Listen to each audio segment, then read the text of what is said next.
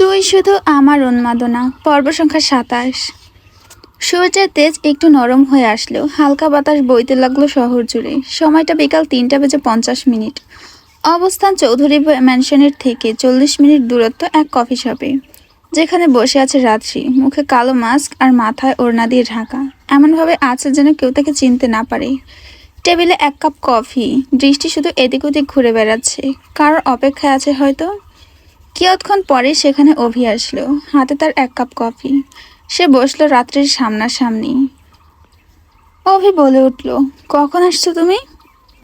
রাত্রি নিচু কণ্ঠে জবাব দিল, বেশি না, ৫-১০ মিনিট হচ্ছে। অভি কফির কাপে চুমুক বসিয়ে বলল, অর্ডার দাও। রাত্রি মাথা দুই পাশে নাড়িয়ে বলল, হুম। অভি ভুরু কুঁচকে প্রশ্ন করলো, কেন? রাত্রি এবার চোখ উঁচিয়ে তাকালো অভির দিকে। দুজনের চোখাচোখি হলে রাত্রি দৃঢ়তার সাথে বলল, বিয়ে কবে করবেন? অভি ভাবলেশীনভাবে বলল, মেয়ে পাইনি এখনো মনের মতো, আগে পেয়ে যাই, তারপর করে ফেলবো বিয়ে। রাত্রির যেন রাগের মাত্রা বাড়ছে, তবুও সে শান্ত ভঙ্গিতে বলল, দেখেন, আমি এইখানে আপনার সাথে নাটক বা সিনেমা করতে আসিনি। একটা সুন্দর ফলাফল জানতে এসেছি, তাই নাটক না করে মজা এড়িয়ে সিরিয়াস হন আর সুন্দর ফলাফল দেন। অভি রাত্রির কথাগুলো শুনল, মজা বাদ দিয়ে সিরিয়াস মুখে বলল, বাড়িতে বলি তাহলে? রাত্রি অবাক কণ্ঠে বলল, কি বলবে? তোমার আর আমার প্রেমের কথা, তারপরে বিয়ে? রাত্রি মাথা দুই পাশে নাড়িয়ে বলল, অসম্ভব, এইগুলো বলা যাবে না। কেন? সমস্যা হবে, অন্য কিছু ভাবো। অভি একটু ভাবলো, হুট করে কিছু মনে পড়তেই বলল, প্রেমের কথা বলবো না, তবে বিয়ের কথাবার্তা তো বলতেই পারি, তাই না? রাত্রি বুঝতে না পেরে প্রশ্ন করলো, মানে? আমি বাড়িতে গিয়ে বলবো জিহানের বোনকে আমার পছন্দ হয়েছে অনেক, এখন ওর সাথে বিয়ে করতে চাই। প্রেম জিনিসটা হারাম, তারপরও যদি না করে দেয়, এই জন্য একবারে ওদের বাসায় বিয়ের প্রস্তাব নিয়ে চলো। অভির কথা শুনে রাত্রি সম্মতি দিয়ে বলল, হ্যাঁ, এইটা করেন, তাহলে আমাদের এত বছরের রিলেশন কেউ জানতে পারবে না, সাথে পরিবারের সম্মতিতে আমাদের অ্যারেঞ্জ ম্যারেজ হবে। অভি হেসে বলল, চলো একটু ঘুরে আসি। রাত্রি হাত ব্যাগ তুলে নিয়ে দাঁড়ালো, বিয়ের পরে ঘুরবো, এখন বাসায় গিয়ে কথা বলো, আল্লাহ হাফেজ। এই বলেই রাত্রি আর দাঁড়ালো না, সোজা রেস্টুরেন্ট থেকে বের হয়ে চলে গেল। রাত্রি চলে যেতেই অভি হতাশ কণ্ঠে বিড়বিড় করলো, এই মেয়ে কোনোদিন আমার কষ্ট বুঝলো না।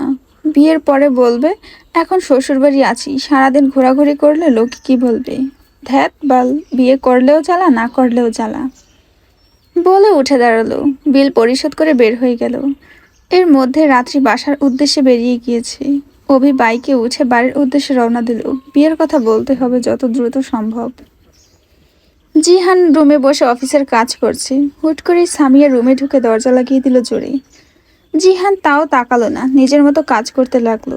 সামিয়া জিহানের পাশে এসে বসে রাগে দাঁতে দাঁত চেপে বলল, এই, আপনি সিমিকে ওইটা কি দিয়েছিলেন? জিহান কাজ করতে করতে বলল, বেশি স্ট্রেস নিও না, তোমার জামাই আছে। সিমি আমার বোন হয়, ওর দিকে পরকীয়ার প যদি উচ্চারণ করি নিশান আমার গর্দান কেটে ফেলবে। আর সিমিকে নিয়ে খারাপ কিছু ভাবিও না। সামিয়ার যেন আরও রাগ হচ্ছে। ও বলল কি আর উত্তর দিল বা কি? সামিয়া আবারও বলল, একটা খাম দিয়েছিলেন তাকে, সেই খামে কি ছিল যার জন্য সিমি রুম থেকে এখনো বের হয়নি? কত ডাকলাম শুনছেই না, ফোনটাও সুইচ অফ কেন? জিহান এবার সামিয়ার দিকে তাকালো। সামিয়া ওর দিকে ভুরু কুচকে তাকিয়ে আছে উত্তর শোনার জন্য। জিহান আবারও নিজের কাজ করতে করতে বলল, ওইখানে যা ছিল তা সিমিকে শিক্ষা দিয়েছে, এই জন্য রুম থেকে বের হচ্ছে না। ওই দরজা কারোর ডাকে খুলবে না, নিশান আসলে সেটা আলাদা ব্যাপার। সামিয়া ভাবুক কণ্ঠে বলল, ওদের মধ্যে ঝগড়া হয়েছে? হ্যাঁ।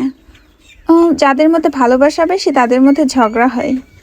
সামিয়ার কথা শুনে জিহান সামিয়ার দিকে তাকিয়ে মুচকি হেসে বলল, যেমন তোমার আর আমার মধ্যে প্রতিদিন ঝগড়া হয়। এর মানে আমি তোমাকে খুব ভালোবাসি আর তুমিও আমাকে অনেক ভালোবাসো।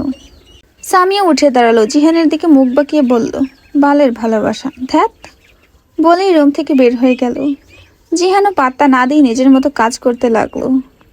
সামিয়া নিচে নেমে দেখলো ড্রয়িং রুমের সোফায় যারা একা বসে টিভি দেখছে। সামিয়া যারার পাশে এসে বসে বলল, কিরে, রাত কই? যারা টিভি দেখতে দেখতেই বলল, দোকানে গিয়েছে কি আনতে, অনেকক্ষণ হয়েছে এখনো আসেনি।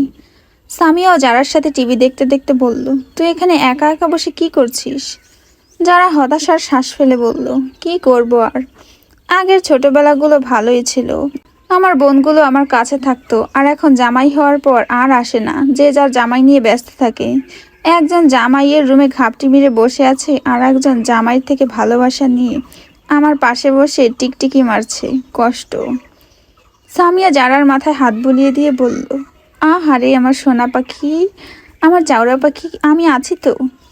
যারা মুখ ভাঙিয়ে বলল, সরবাল, তোর জামাই এসে, যা। সামিয়া জারার হাত জড়িয়ে ধরে বলল, জান তাড়িয়ে দিও না এইভাবে, একসাথে বসে মুভি দেখি, ভালো লাগবে। যারাও আর কিছু বলল না, দুজন মুভি দেখতে লাগলো। রাত 9টা বেজে 4 মিনিট। সিমি সেই সকালে দরজা লাগিয়েছে, এখন পর্যন্ত দরজা খোলেনি। তাজউদ্দিন নিজেই একবার দরজার কাছে আসলো, নক করলো। কোনো সাড়া শব্দ নেই, তাই ডুপ্লিকেট চাবি আনতে নিচে যেতেই সামিয়ার ফোনে একটা ভয়েস মেসেজ আসলো। সামিয়া চিৎকার দিয়ে বলল, সিমি ভয়েস দিয়েছে আমার ফোনে। তাজউদ্দিন সিঁড়ির কাছ থেকে ফিরে এসে সামিয়ার কাছে গেল। চালু কর ভয়েস। সামিয়া ভয়েস চালু করলো, সেখানে সিমি বলছে, আমার জন্য টেনশন করো না বেশি, আমি ভালো আছি। দরজা আপাতত কালকে সকালেই খুলবে। সবাই ভালো থাকো, খাওয়া দাওয়া করে ঘুমিয়ে পড়ো। আমার খাবার নিয়ে চিন্তা করতে হবে না, আমি খেয়ে নেব। ভয়েস শেষ। বাড়ির মানুষ আর কেউ কোনো কথা বলল না। সবাই খাবার খেতে ব্যস্ত হলো। এদিকে জারার ফোনে সিমির মেসেজ আসলো। যারা মাথা নিচু করে মেসেজ দেখলো, যারা বোন আমার উপকার কর। যারা এক হাত দিয়ে টাইপিং করে লিখলো, অপেক্ষা কর, খেয়ে আসছি। সিমি একটা লাইক পাঠালো। যারা দ্রুত খাবার শেষ করে উপরে উঠলো। যাওয়ার আগে রাত্রি কানে কানে বলল, তুই ঘুমিয়ে পড়িস, আমার রুমে যেতে লেট হবে, সিমির রুমে কিছু কাজ আছে। রাত্রি মাথা নাড়ল। যে যার মতো খাওয়া শেষ করে রুমে চলে গেল। রাত্রি রুমে ঢুকে দরজা ভেজিয়ে ফোন হাতে নিয়ে অভির ফোনে কল করলো। তার নিজেরই লাভ হয়েছে যারা রুমে না আসায়, মন ভরে কথা বলতে পারবে অভির সাথে। এদিকে যারা সিমির রুমে এসে সিমিকে মেসেজ দিল, দরজা খোল, আমি দাঁড়িয়ে আছি। সিমি দরজা খুলে ফেললো। অন্ধকার রুমে যারা ভিতরে প্রবেশ করেই প্রশ্ন করলো, এত অন্ধকার কেন? সিমি দরজা লাগিয়ে লাইট অন করে বলল, দেখে নে। লাইট অন হতেই যারা অবাক চোখে রুম দেখলো। কি সুন্দরভাবে সাজানো, পুরো রুম জুড়ে একটু দূরে দূরে মোমবাতি জ্বালানো আছে। বেলুন দিয়ে আশেপাশের দেওয়াল সাজানো, সব কিছু লাভের আকৃতির বেলুন। বেডের উপরে সাদা বেডশিট, তার উপর গোলাপ ফুলের পাপড়ি সুন্দর করে সাজানো। যারা অবাক কণ্ঠে বলল, এত কিছু পেলি কই তুই? সিমি এগিয়ে এসে দেওয়ালের বেলুন লাগাতে লাগাতে বলল, ওই যে চায়ের দোকানে একটা ছোট্ট ছেলে থাকে না, রিহান, তাকে মেসেজ দিয়ে বললাম এইগুলো আমাকে দিয়ে যা। কিভাবে দিয়ে গেল তোকে? পাঁচিল টপকে দিয়ে গিয়েছে। যারা বাহবা দিয়ে বলল, বাহ বাহ, ভাইয়ের সাথে ঝগড়া হয়েছে ভাবিজান? সিমি দীর্ঘশ্বাস ফেলে বলল, ঝগড়ার থেকেও বেশি কিছু, এখন হেল্প কর আমাকে, না জানি রাগ ভাঙাতে পারবো কি না আদৌ। যারা সিমির হাতে হাতে কাজ করতে করতেই বলল, অবশ্যই পারবি, কিছু টিপস দেই। সিমি মাথা নাড়ল। যারা বলল, শাড়ি পর ভাইয়ের সামনে। পরতে পারি না। ফোন দেখে আমি পরিয়ে দেব। আচ্ছা, তবে? সিমি ভুরুকুচকে বলল, তবে কি? শাড়ি কিন্তু নেটের হওয়া লাগবে, একদম পাতলা, যেন শরীরের গঠন স্পষ্ট বোঝা যায়, সাথে স্লিভলেস ব্লাউজ। সিমি দ্রুত মাথা দুই পাশে নেড়ে বলল, অসম্ভব, এইগুলো আমি পারবো না। ভাইয়া রাগ করেছে, রাগ ভাঙানোর জন্য এটাই বেস্ট অপশন, তুই ট্রাই করে দেখ। সিমি আর কিছুই বলল না। দুজনে সুন্দর করে সাজিয়ে নিল। যারা নিচে নেমে ফ্রিজ থেকে খাবার গরম করে এনে উপরে রাখলো। এইবার নিজের রুমে গেল। সে একটা পাতলা শাড়ি রেখেছিল জামাইয়ের সামনে পরবে বলে। এখন সিমির দরকার, তাই তাকেই বের করে দিল। দেওয়াল ঘড়ির দিকে তাকিয়ে দেখলো 10:30 বাজে। যারা আর সিমি মোমবাতিগুলো জ্বালালো। এরপর সিমি ওয়াশরুম থেকে পেটিকোট আর ব্লাউজ পরে আসলো। যারা ফোন দেখে দেখে শাড়িটা পরিয়ে দিল। সিমির চুল ছেড়ে দিল, কপালে সাদা স্টোনের টিপ পরিয়ে দিল, কানে কালো স্টোন বসানো ইয়াররিংস, ঠোঁটে লাল লিপস্টিক। সিমিকে সাজানোর পর নিজের সামনে দাঁড় করিয়ে বলল, ভাবি চান, মুই ফিদা হলাম আপনার রূপে, ভাইয়া এবার অজ্ঞান না হলেই হলো। আমি গেলাম, তুমি অপেক্ষা করো ভাইয়ের জন্য। বলেই চলে গেল। সিমি দরজা লাগিয়ে আয়নার সামনে দাঁড়িয়ে নিজেকেই দেখতে লাগলো কিছুক্ষণ। ভালোভাবে পর্যবেক্ষণ করে বলল, খারাপ লাগছে না, তবে উনি কি মুগ্ধ হবেন? সিমি লাইট অফ করে নিজের ফোন হাতে নিয়ে সোফায় বসে নিশানের অপেক্ষা করতে লাগলো। বুকের ভেতরে যেন হার্টবিট জোরে জোরে শব্দ করতে লাগলো। ভয় লাগছে। নিশান এইসব দেখে কি বলবে, কি করবে? তাকে কি ইগনোর করবে, মারবে, বকবে? এইসব মনে আসতেই সিমি বিড়বিড় করলো, মারেন, ক্ষতবিক্ষত করেন, বকেন, কষ্ট দেন, তবে ছেড়ে যেন না, সইতে পারবো না। রাত 10টা বেজে 35 মিনিট। শহরের মাঝে পড়ে থাকা পরিত্যক্ত এক নিস্তব্ধ গোডাউন। এই গোডাউন পরিত্যক্ত হলেও যত ধরনের খারাপ 2 নাম্বারি ব্যবসা আছে সবগুলোর আস্তানা এই গোডাউনে। অস্ত্র পাচার, গাঁজা বিক্রি, মদের পাহাড়, ছোট ছোট ছেলেদের নেশায় আসক্ত করা, কালো টাকার পাহাড়, সব কিছুর আয়ত্তে চলে ভবিষ্যৎ এমপি ইদ্রিস মির্জার হাত দ্বারা। তিনি ভোটে দাঁড়াচ্ছেন শহরের ছেলে মেয়েদের নেশায় আসক্ত করাবে, রাজত্ব চালাবে নিজের কালো পাহাড় দিয়ে। চুরি করে ভোট কিনছে, হয়তো মানুষকে ভয় দেখিয়ে, নয়তো লাখ লাখ কালো টাকা খরচ করে। রাত হলে পরিত্যক্ত গোডাউন কালো শহরে ঢেকে যায়। দিনের আলো যেন কেউ বুঝতে না পারে, তাই লুকিয়ে থাকে, নয়তো অল্প অর্ধেক কাজ করে। আজকের এই রাতে ইদ্রিস গোডাউনের উপস্থিত আছে। অন্ধকার একদম, বাইরে থেকে বোঝার উপায় নেই এর ভেতরে এত খারাপ কিছু আছে। 10টা 40 বাজতেই নিশানের গাড়ি থামলো সেই পরিত্যক্ত গোডাউনের সামনে। নিশান একা না, তার সাথে পুলিশ টিম আছে। নিশান নিজের লোকদের লাগিয়ে রেখেছিল ইদ্রিসের পেছনে। সবকিছু খবর জোগাড় করেই সে পুলিশদের হাতে দেয়। সে চাইলে নিজেই খুন করতে পারত, কিন্তু করেনি, কারণ এটা দেশের মানুষের সাথে জড়িয়ে আছে। আইন তাদের উচিত সাজা দেয়। হ্যাঁ, সেও সাজা দেবে, নিজের কাজ শেষ করে পুলিশের হাতে তুলে দেবে। পুলিশের 5টা টিম, প্রত্যেকটা টিমে 10 জন করে, মোট 50 জন পুলিশ চারিদিক থেকে গোডাউন ঘিরে ফেলল। আর্মি অফিসার সাথে সিআইডি অফিসার নিশানের পিছু পিছু গোডাউনের ভেতরে ঢুকলো। তারা আড়ালে লুকালো। নিশান হেঁটে চলল তাদের রাজত্বের কাছে। তাদের সীমানায় ঢুকতে বডিগার্ড তাকে থামিয়ে বলল, কে আপনি? এইভাবে ঢুকে পড়লেন কেন? নিশান বডিগার্ড দুটোর দিকে তাকালো, দৃষ্টি নামিয়ে নিজের প্যান্টের পেছনে গুজে রাখা ছুরি বের করে দ্রুততার সাথে দুজনের গলায় পোঁচ দিল। তারা ছটফট করতে লাগলো। গুনগুনানের আওয়াজ ভেসে এলো পরিত্যক্ত নিস্তব্ধ গোডাউন জুড়ে। তাদের দূরত্ব বেশি না হয় প্রতিটা মানুষ সেখানে উপস্থিত হলো। নিশানের পায়ের কাছে নিজেদের লোকের এইভাবে মরাদেহ পড়ে থাকতে দেখে তারা দিক বেদিক ভুলে নিশানের উপর অ্যাটাক করতে যেতেই ইদ্রিস বলে উঠল, না, ওকে মারিস না কেউ। ইদ্রিসের কথা শুনে সবাই থেমে গেল। নিশান বাঁকা হেসে এগিয়ে আসলো ইদ্রিসের কাছে। স্লো ভয়েসে বলল, বলেছিলাম যত দোয়া আছে নিজের জন্য করতে পারিস, পরে সময় পাবি না। ইদ্রিস দাঁতে দাঁত চেপে বলল, ভুলে যাস না নিশান, তুই আমার রাজত্ব দাঁড়িয়ে আছিস। নিশান ইদ্রিসের কথাটা উড়িয়ে দেওয়ার মতো করে বলল, দাঁড়িয়ে থাকার জন্য আদৌ তোর এই পা থাকবে কিনা তার কোনো ঠিক নেই। নিশানের কথা শুনে ইদ্রিস কিছু বলবে, এর আগে নিশান আবার বলল, এইখানে অনেকেই আছে, অনেক কথা শুনবে, এর থেকে পার্সোনাল কোনো রুমে গেলে ভালো হতো। ভয় পাস না, তুইও পুরুষ, আমিও পুরুষ, রেপ করবো না তোকে। নিশানের কথা শুনে ইদ্রিস দাঁত মুখ কিরমির করে বলল, জন্মের সময় তোর মুখে মধু দিতে ভুলে গিয়েছিল। বলেই হাঁটতে লাগলো। নিশান ওর পিছু যেতে যেতে বলল, আমার পরিবার গরিব ছিল, মধু কেনার টাকা ছিল না। ইদ্রিস কিছু বলল না, একটু হেঁটে একটা বন্ধ রুমের দরজার সামনে গেল।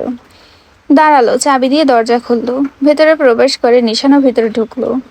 ইদ্রিস দরজা ভিজিয়ে দিল, রুমের লাইট অন করেই সোফায় পায়ের উপর পা তুলে বসলো। বল, তোর কি সমস্যা?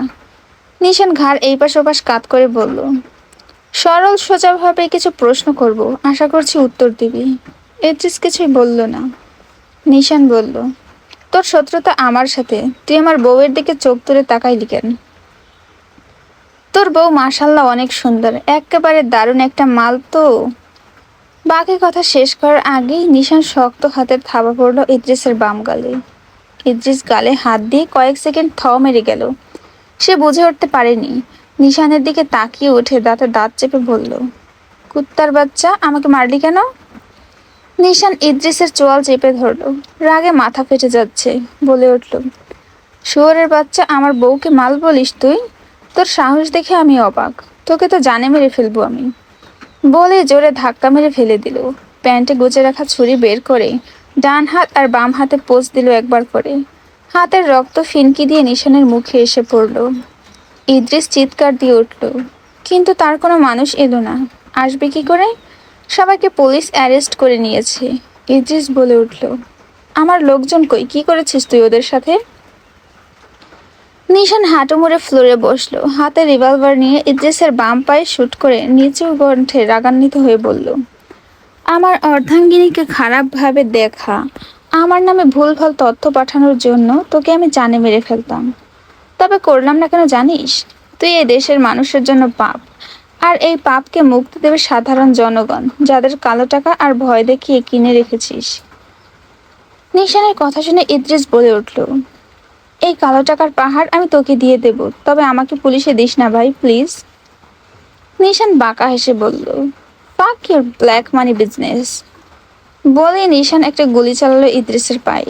ইদ্রিস সাথে সাথে আত্মচিৎকার দিয়ে উঠল। নিশান রিভলভার প্যান্টের পকেটে গুজে রুম থেকে বের হয়ে পুলিশদের বাকিটা বুঝিয়ে চলে গেল। পুলিশরা পুরো গোডাউনে ছড়িয়ে পড়লো, আটক করলো সবাইকে, ইদ্রিসকেও আটক করলো। তাকে জেলের হাসপাতালে নিয়ে যাওয়া হলো। রাতের আধারে শহর জুড়ে ছড়িয়ে পড়েছে। মধ্যরাত, সময়টা এখন 1:04। পুরো শহর ঘুমিয়ে আছে। এমন সময় নিশানের গাড়ি এসে থামলো চৌধুরী মঞ্জিলের সামনে। গাড়ি থেকে বেরিয়ে ডুপ্লিকেট চাবি দিয়ে দরজা খুলে ভেতরে প্রবেশ করলো। কোনো শব্দ না করে সোজা নিজের রুমে চলে গেল। পকেট থেকে ডুপ্লিকেট চাবি বের করেই দরজা খুলে ভেতরে ঢুকে দেখলো রুম অন্ধকার। না, হলদে হলদে আলোয় পুরো রুম পরিপূর্ণ। বেডের উপর গোলাপ ফুলের পাপড়ি দিয়ে হাড় টাকা, দেওয়ালে বেলুন, টেবিলের পাশে শাড়ি পরিহিত এক রমণী মোমবাতি জ্বালাচ্ছে। দরজা খোলার আওয়াজ পেতেই সিমি উঠে দাঁড়ালো। তার চোখ লেগে আসছিল। হুট করে চেতনা পেতে দেখে মোমবাতি নিভে গিয়েছে, তাই আবারও নতুন করে জ্বালালো। নিশান ভুরু কুঁচকে তাকিয়ে আছে। সিমি ধীরে ধীরে নিশানের কাছে গেল। নিশানের সামনে গিয়ে মাথা নিচু করে দাঁড়িয়ে রইল। নিশান অপলক তাকিয়ে রইল সিমির পানে। অসম্ভব সুন্দর লাগছে এই মোমবাতির আলোতে সিমিকে কালো শাড়ি পরাতে। কিছু সময় মুগ্ধ দৃষ্টিতে তাকিয়ে থেকে নিজেকে সংবরণ করলো। দরজা লাগিয়ে সরে যেতে চাইলে সিমি 2 হাত মেলে দিয়ে নিশানের চোখের দিকে তাকিয়ে বলে উঠল, এইভাবে ইগনোর করে চলে যাচ্ছেন? নিশান সিমির কথায় পাত্তা দিল না। রুমের লাইট অন করলো, পাশ ঘুরে চলে গেল। সিমি আবারও নিশানের সামনে দাঁড়ালো। অন্ধকারে সিমির দেহের গঠন বোঝা না গেলেও আলোতে স্পষ্ট দেখা যাচ্ছে। এটা দেখে নিশানের মাথা গরম হয়ে গেল। নিজেকে শান্ত রাখার চেষ্টা করতেই সিমি বলে উঠল, প্লিজ এইভাবে দূরে থাকবেন না, আমি ভুল করেছি, আমাকে মাফ করে দেন। নিশান সিমিকে নিজের থেকে সরিয়ে ওর গাল শক্ত করে চেপে ধরে দেওয়ালে রেখে দাঁতে দাঁত চেপে বলল, আমাকে সিরিয়াস করতে চাস? তুই এইসব শরীর দেখানো কাপড় পরি?